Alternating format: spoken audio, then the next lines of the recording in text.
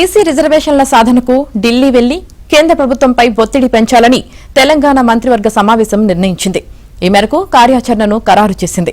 August 5, 6, 7 తేదీల్లో చేపట్టాల్సిన కార్యాచరణకు ఆమోదం తెలిపింది. పార్లమెంట్ సమావేశాలు జరుగుతున్న నేపథ్యంలో బీసీ రిజర్వేషన్ల బిల్లుల ఆమోదంలో జరుగుతున్న జాప్యానికి నిరసనగా ఆగస్టు 5వ తేదీన పార్టీ ఎంపీల ద్వారా పార్లమెంటు ఉభయ సభల్లో వాయిదా తీర్మానాలు ఇవ్వాలని కేబినెట్ నిర్ణయించింది. ముఖ్యమంత్రి రేవంత్ రెడ్డి అధ్యక్షతన నిన్న సచివాలయంలో కేబినెట్ సమావేశం జరిగింది.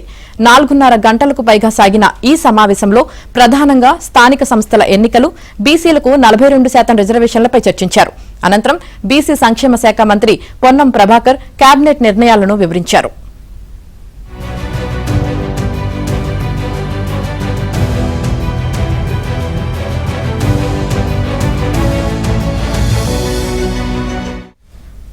తెలంగాణ మంత్రులు, ఎంపీలు, ఎమ్మెల్యేలు, ఎమ్మెల్సీలు, ప్రజాప్రతినిధులందరితో ఆగస్టు 6న చలో ఢిల్లీ కార్యక్రమాన్ని నిర్వహించి జంతర్ మంతర్ వద్ద ధర్నా చేయాలని కేబినెట్ నిర్ణయం తీసుకుంది.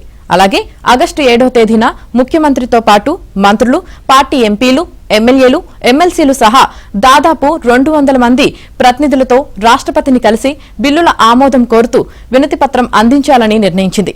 బీసీలకు 42% రిజర్వేషన్లు కల్పించే బిల్లును వెంటనే ఆమోదించాలని విజ్ఞప్తి చేయాలని నిర్ణయించింది. ఇందుకు ముఖ్యమంత్రి సహా లోక్సభలో కాంగ్రెస్ పక్షనేత, రాజ్యసభ పక్షనేత రాష్ట్రపతి అపాయింట్మెంట్ కోరనున్నారు.